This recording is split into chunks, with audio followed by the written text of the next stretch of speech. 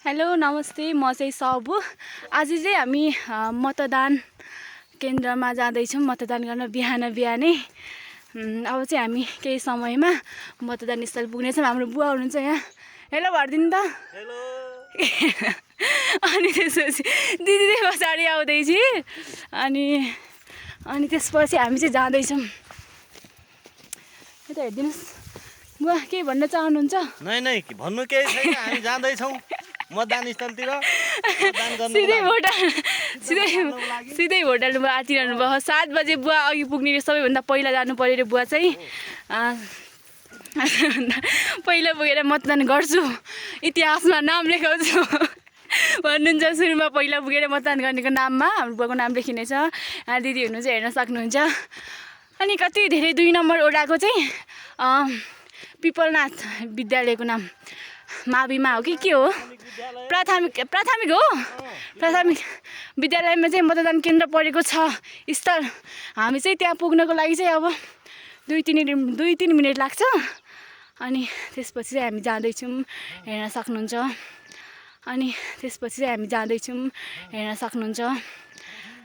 Hello, हामी चाहिँ अब भर्खर भोट हालेर चाहिँ आइसक्यौँ।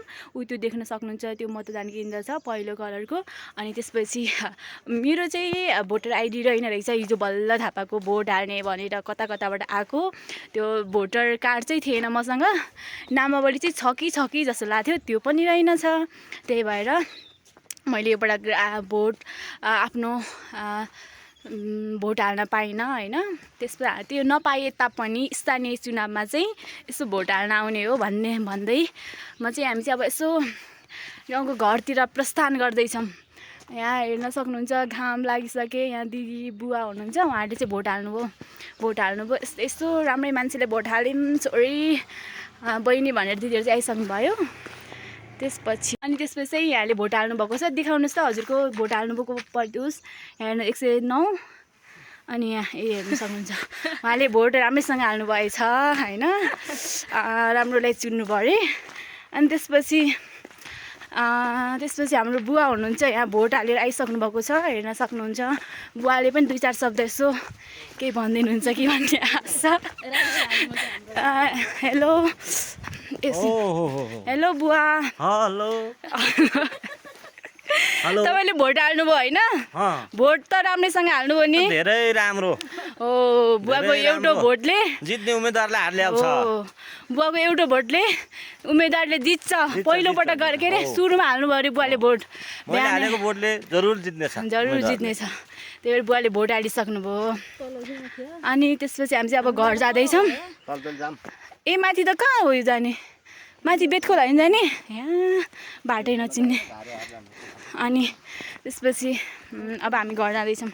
यसो सानो खालको घर जाँदैछौँ। अनि त्यहाँ गएर चाहिँ यसो हेर्न सक्नुहुन्छ, हाम्रो गाउँ चाहिँ त्यो हो सानो खालको गाउँ। अनि चाहिँ हामी यहाँ पुग्ने हो अहिले चाहिँ हामी यता छौँ। अनि हेर्न सक्नुहुन्छ गाउँघरको बाटो, गाउँघरको बिहानै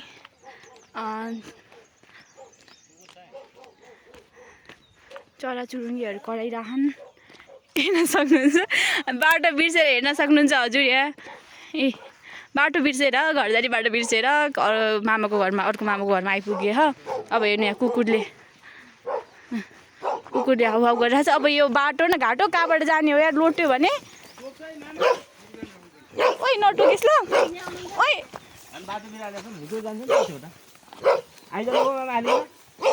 ए ठिक छ।